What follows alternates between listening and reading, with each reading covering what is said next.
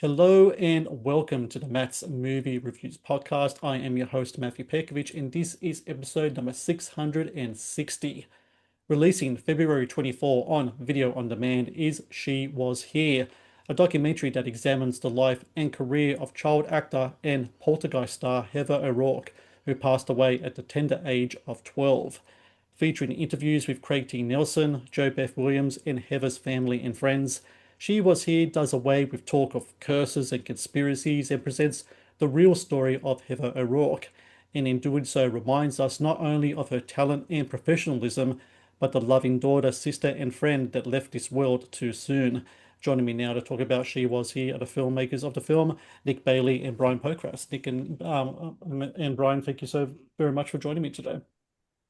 No, thanks for Thanks having for us. having us. We appreciate it. So, Nick, a documentary is a large undertaking.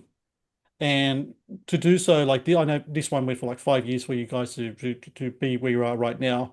So what was it about Heather's story that really kind of spoke to yourself and Brian that you wanted to delve into her life and career and present her true story to so many people come February 24?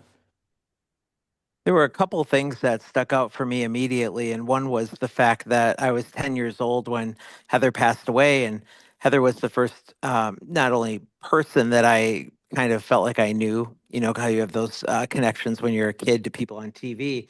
That was striking when she passed away. But it also was a fact for me, like, wow, I didn't even know kids could die. And so Mm. that kind of stuck with me for a long, long time. And then back in 2017, I started reading rumors online that were very unflattering to Heather's story and just prayed for them not to be true. And it was just a couple of years later where I thought, these rumors are not going away. In fact, they were getting worse. And I Mm. thought, we have to investigate not only for my own curiosity to see if these rumors are true or not, but also, if they're not, how detrimental is this to the family? How does it affect them? And I just started becoming very curious about how all of that was being dealt with from the family, as well as, finding the truth out for ourselves. And so, through my podcast that I had at the time, Brian and I met, and he also had a similar interest in Heather's story, and he can talk about that in a second. But we just decided together that this was a project that we were going to uncover together and work on. And I'm really glad we did, because the film that you'll see next week or on Tuesday, the 24th, is going to show exactly how all of this affected Heather's family and what a very special kid Heather O'Rourke was. Brian, we were talking before just off air about the whole nature of curses and conspiracies and things like that, and how they take away from the humanity of the people that are in these movies. And for Heather, it just seems like her memory has just been lost in the fog of all of this kind of like this all this kind of conspiracy talk and such, which is a shame. This is a young actress who passes away at the tender age of 12, and she becomes kind of like this fodder for people to put their own kind of impetuses on and present these kind of stories and such. How important was it for yourself and Nick, Brian, to tackle these head on and to not only kind of present, the true story, but to also say, look, this stuff that you're doing here, this has an impact on people's real lives, and it's really important for us to understand that this is a person that lived amongst us. She was here with us, and her legacy is still very much an important thing for us to cherish. Yeah, well, I think the important thing we're trying to see is like really to humanize Heather. I think that's kind of what Nick and I set out to do from the very beginning, was because we do acknowledge what you just said, how, she's kind of become this, I don't want to use the word icon. It's more like a figure of like a person who just like that people just think of her as this 5-year-old, from Poltergeist who died Mm, young. And, mm, that's just kind of one of those died young in the 80s and did it under mysterious conditions. I put that in quotes because yeah. it wasn't very mysterious. It just wasn't an easy thing to explain. So that's why she's become such a target for rumors, because of just like the nature of the beast. And what we tried to do when we made this film was more the fact that she didn't pass away at 5, she passed away at 12. And no one really ever hears much about who she was as a person versus like who she was on the screen, or even like you'd hear interviews with people who worked with her and they talked about how precocious and smart she was But the interesting thing that we tried to do is really, what was it like being a classmate of Heather? What was it like Mm, being a teacher of Heather? What was she like in different situations with friends? What was she really like on the set? What was she like as a sister, as a daughter? And those are something that we learned. And Nick and I, of course, going into it, we don't really know what we're going to find. Like you kind of just don't know. I mean, Nick had his story. My story was a connection was that Heather was my childhood crush, and she mm. passed away when I was 9. And I remember it, vividly when that happened, when I heard about it, and we all kind of experienced death for the first time together. That's, with Nick, and also with we interviewed people, a lot of people, especially her friends and co-stars that were young, that was their first brush with someone who passed away. So it was kind of like healing all this trauma, this whole experience, which was so cathartic. But I guess, back what you were saying, it's like, we try to the goal was really to humanize her and to show what her true story was. And that's something that's never been done properly. Nick, you have the family that are involved in this documentary, the mother, Kathleen, sister Tammy. I'm sure that a lot of people have come up to them over the years to want to like, maybe talk about Heather in certain ways or what have you. Um, what was it like first initially approaching them about this idea that you and Brian had? And were they trepidous at first? Were they kind of defiant at first? How was that all kind of goes about? And what do you think it was in the end that made them say yes, they wanted to do this? Does it come down to just the pure fact that you're both coming from pure intentions and that intention is to just show how Heather was as a person amongst us, as opposed to like the face of a horror franchise or an internet meme that will become so many years later?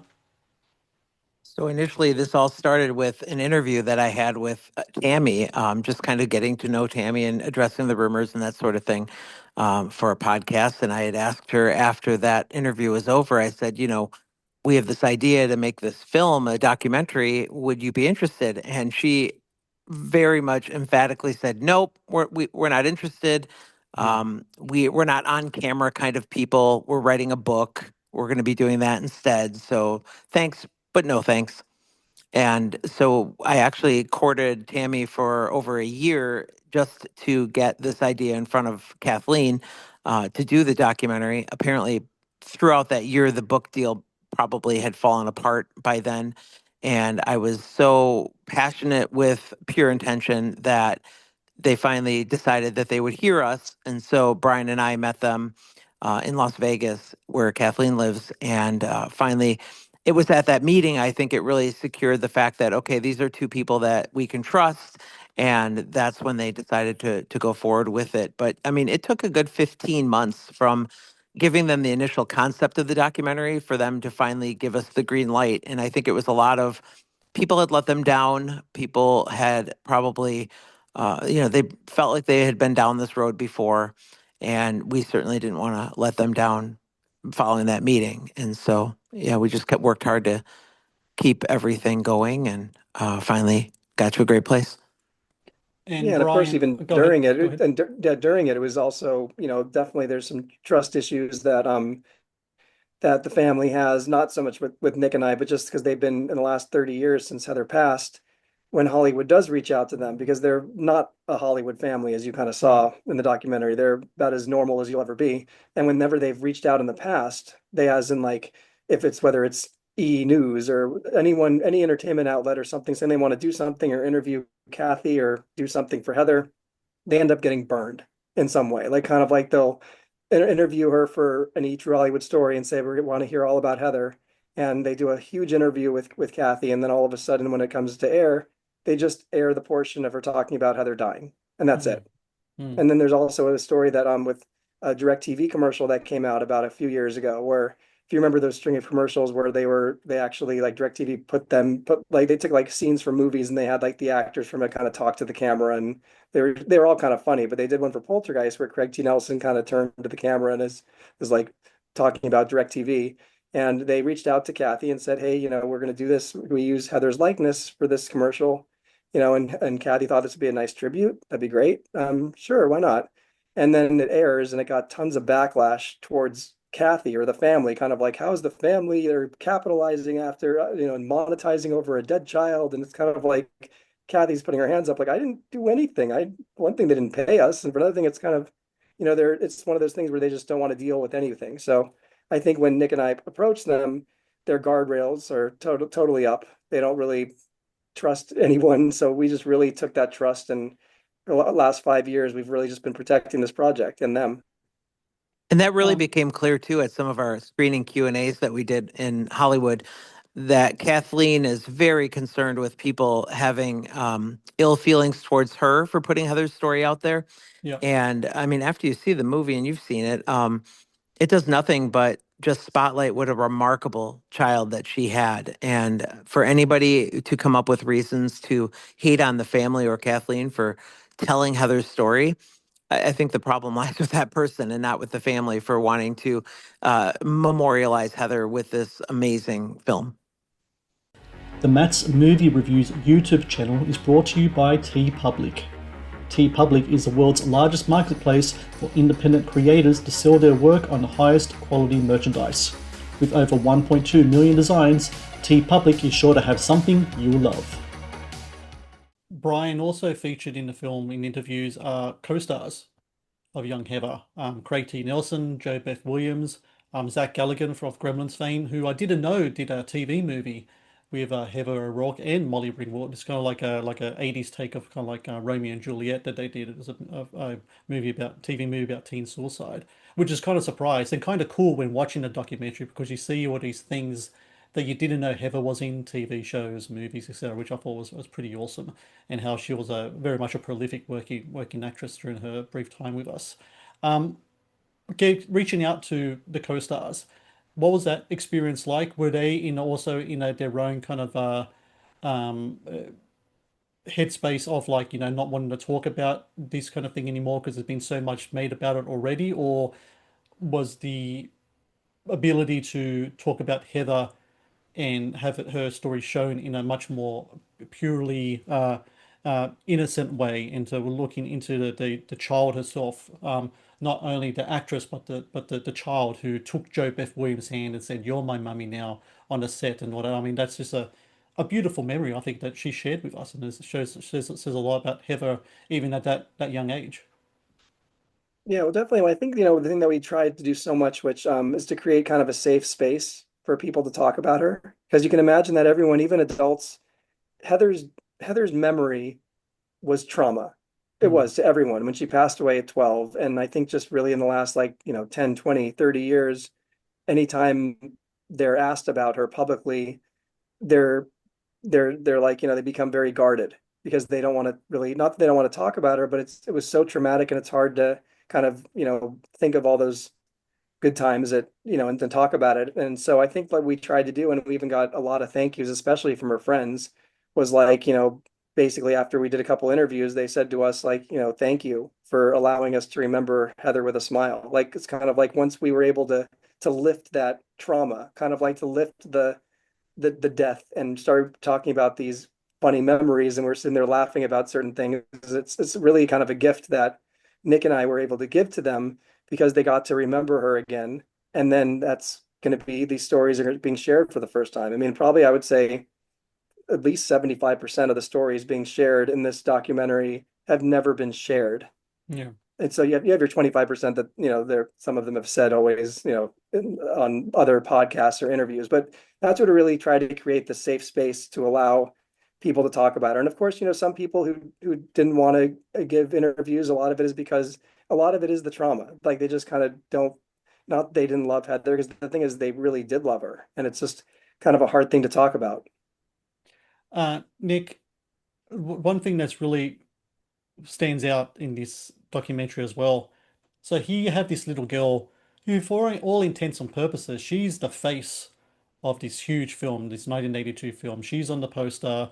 It's her line, her tagline is like people think Poltergeist, they think Heather O'Rourke, right? Yeah. But even though she has this huge spotlight on her and she's in this Steven Spielberg produced movie, it didn't seem to come result in any kind of ego, anything from her at all, except for the absolute professionalism, friendliness as she grows up, even from her family. And I think Ryan, you were saying before, like the family not living in Hollywood specifically, like they're living pretty much for a long time in a trailer park, right?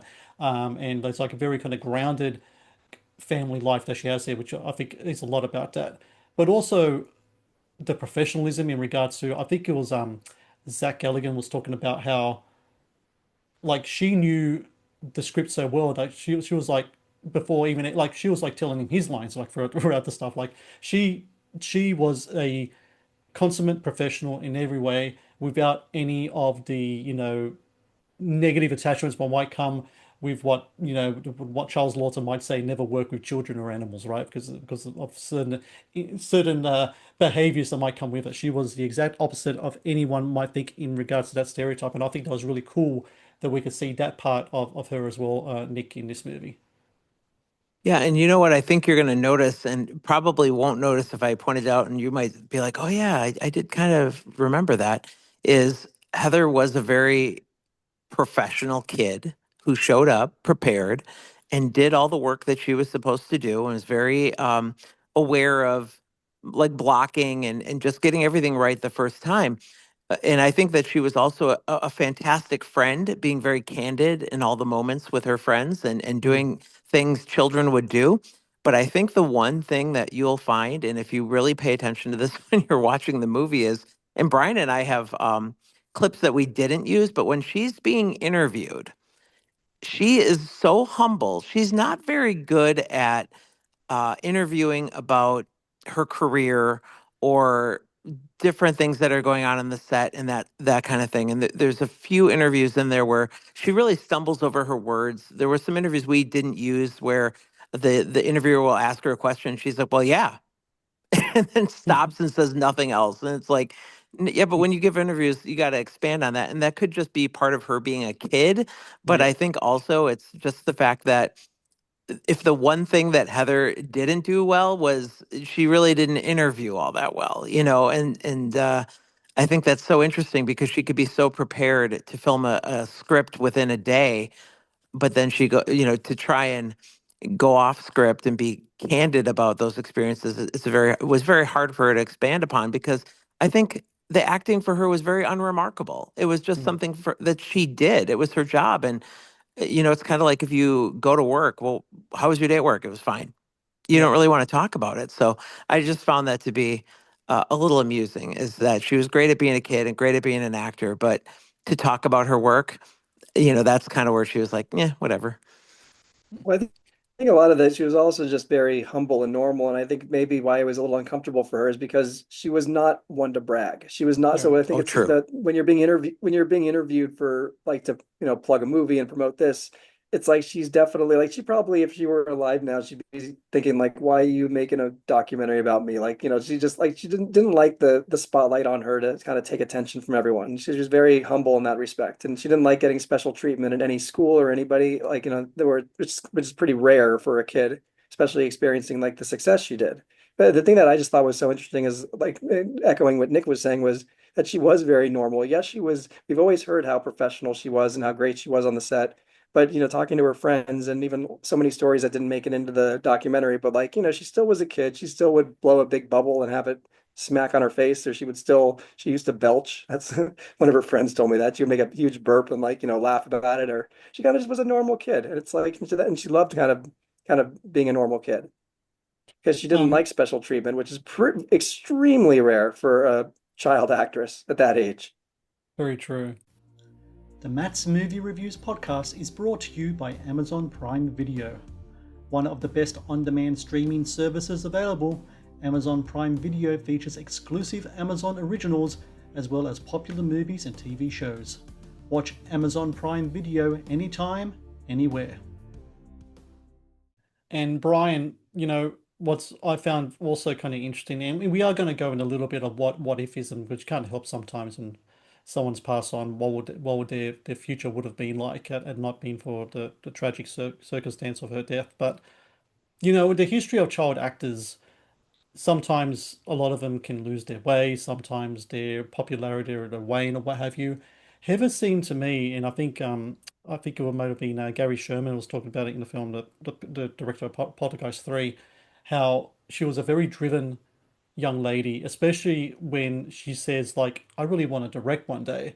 It really seemed to me that she was taking her first steps towards maybe doing that in the future. She was trailing him on the movie. She was checking out like how he did stuff. She had her own camcorder, started filming her own things. I could absolutely see a future of Heather O'Rourke in an alternate universe of her transitioning into a young filmmaker, maybe even like an indie filmmaker, considering the timeline of where she was in her life and the age that indie thing in the 90s was coming in. Maybe the road she went down, who knows? Could you also foresee her maybe growing up and growing into becoming a filmmaker, considering how she approaches her work, the humility that she had, the willingness to learn, and also the fact that she has been surrounded by people like Tobe Hooper, Steven Spielberg, Gary Sherman, all these great people that she can really learn from. I think it's also ripe conditions for a filmmaker in the making. Yeah, well, definitely. Well, one thing that's actually not in the film, but it was that we found out during the research. I mean, I remember one big thing going into it that I always kind of wondered, because it's just from a Hollywood standpoint, like when because basically they took a hiatus from filming Poltergeist 3. And so Right. she kind of didn't, like, it was like the summer of 87, and then she went back to school and was going to school for about 4 or 5 months uninterrupted. So didn't do any work, didn't no guest appearances, didn't film anything in between, like, because they were going to finish the finale or the last part of the film. And I always thought that was strange, thinking, especially with the child actors. I mean, like, why was she not working during this time? This would have been like prime time to like have her guest star on TV shows or even star in something, because as a kid, they get older and you want them at their prime. And something that I found out was that I guess what happened was she changed agents during Poltergeist 3, and this new agent who signed her was going to be he had no children on his roster. So this was going to be the first child that he was going to put on his roster, and he was going to position her as kind of like the next Jodie Foster. Like, he was going to Mm. put her on a different trajectory to what she was doing. So his plan was, let's wait till Poltergeist 3 comes out, and then we're going to get together and kind of, do something different with Heather. So that's kind of to your question of another one of your what ifs. So that explains at least why she wasn't working during that time, but also, she could have been very different, because she would have been 12, 13, and then not going for the typical roles that she was before. And maybe, she could have gone on a different path. Fascinating. Um, Nick, just final questions here. Okay, so we got She Was Here, February 24, coming out video on demand. What do you think the impact will be on people watching this movie? I know the impact for me is that, well, a couple of things. Number one, always remember that these are people, behind the big screen. These are actual people we're talking about, and there's a life, and there's family, and there's friends and loved ones attached to these people. And I think that's really important when it comes to anyone trying to do like your conspiracies and curses and such, like we were talking about at the beginning. But the other thing that had an impact on me is that the grieving process is still something that still goes on. And myself, I was saying to Brian before we started this interview, like I lost my sister last January, and Oh, when I see Kathleen kind of break down, even to this day, and talk about Heather's death, whenever my mother has to talk about my sister's death, it's still something that's incredibly raw. It's something that's never going to take away from him. So, if anything, I think this movie is a movie about grief. It really is. And I think this is the ultimate eulogy, the ultimate memorial towards Heather's soul. And I'm hoping that through this process that Heather's mother um, has more of a chance to move on, but also as film fans and like we can also take part in that as well. And I think it's something that's really important, that a chance for all of us to kind of say goodbye to Heather the person, as opposed to the little Carol Ann that was on the Poltergeist screen so many years ago. well, thank you. First of all, I'm sorry that you lost your sister. That's something you'll never get over either. And just like you saw with Kathleen and mourning Heather, I mean, she mourns Heather every day. Mm. And so the impact, you couldn't have stated it any better. But I'll just kind of reiterate your words as far as that these O'Rourke family, they're human. The friends are human. And anytime they see negative or incorrect information being thrown about the internet, it's hurtful and it digs at who they know Heather was and how she was treated and how her mom looked after her. It's, it's kind of like saying, well, you didn't take care of your kid and that's why they died. It's a slap in the face. Yeah, And um, they don't even know her. They don't know Kathleen or Tammy or anybody in the family. And so I think this hopefully will really humanize the fact that people should look inward and say, to themselves, am I spreading information that could be hurtful to other people? Because these are real people that experienced it, live with it every day, and it's hurtful. And so, just everybody on the internet has to kind of really remember when they make comments that they're making it about people who have families and friends and people who love them and care about them. And I think after this film, you're really going to realize, Heather is somebody that was very much loved and very cared about. And none of this could ever be true because she was so well looked after. And so I just hope the impact is humanizing Heather as a person instead of an internet rumor, and um, showing sympathy to the family and giving them, you know, they shouldn't be critiqued so hard for taking part in things to remember their kid. They're just trying to keep Heather's memory alive. absolutely. Yeah, and I kind of think that they're going to think about is that really like how positive she is. Like, I mean, how great of a person she was. I think that's kind of just how special of a person she was and unique, and she was smart, and she was. I think that's kind of at least what hopefully people will get out of this they didn't know before. Because I mean, whether they're really watching this to learn about her or to learn about her death, because let's be honest, her death is what people are most fascinated about when they kind of hear about her, and why most of the people are going to be tuning in at the beginning to see this film, because most people don't know how she passed away, and they know that she passed Mm, away young, and that always will, kind of, trigger us inside of wanting to find out and hear about and learn about. But hopefully, when they watch that, they will see this journey of who she was as a person. And in all fairness, this movie, in essence, is Kathy's film, is her mom's film. It's her yeah. mom's story, and I think that, like, from the beginning to the end, it's really about why it's been so special for Nick and I. It's like, for Kathy, who's such a sweet woman. I mean, like, just the nicest person you'll ever meet. I mean, like, literally, she let me drive her car, like, when I wanted to. So it's like, it's just, she's one of those who will give you the shirt off her back, and not that anyone deserves what happened to her, but Kathy really didn't deserve what happened, and she just, so that's why it's like it was definitely made us feel good to do something for Kathy that would make her, just to help her heal, or just remind her that all these people and friends remember Heather so fondly. So I think, Nick, don't you agree that was kind of at least what we feel that Kathy got out of this, that she didn't realize she was going to be getting out of this? Yeah, I mean, everything you said about her is true. The sweetest lady that you'd ever meet, who'll do anything for anybody. And I think I'm probably sure that she's always been like that. So, yeah, out of anybody, I mean, she didn't deserve it. And, nobody does. That's a tragic thing. But I'm glad we did it for her because the amount of joy that it brought to her when she sees this story on the big screen, like she got to do in Hollywood. That was worth it right there. If nobody even watches it, but it put a smile on her face and said, "Yep, this captures everything that I want people to know about Heather." We know we did our job. So for everyone out there listening, February 24, she was here. I'll have the link in the show notes of where you can find on Prime Video so you can do a pre-order for it. I really highly recommend people watch this film, whether you're a horror fan, whether you're a fan of movies, what have you. This is a both documentary, both heartwarming and heartbreaking at the same time. And I think it's really rare to try to get both of those kind of like in line together in one movie, let alone a documentary film. And the life of Heather O'Rourke was definitely a one that you know the, it was a candle that burned bright for a short amount of time, but her legacy is still with us, and I think it's just great to see who she was as a human being and to be her family and hear from her peers and friends and everyone as well. So, Nick Bailey, Brian Pocrass, congratulations to both of you for a terrific documentary and best of luck with the film's release coming up. Thank you Thank you so very much. much. Thank you for watching the Matt's Movie Reviews channel. Please subscribe for more reviews, podcast interviews, and exclusive content.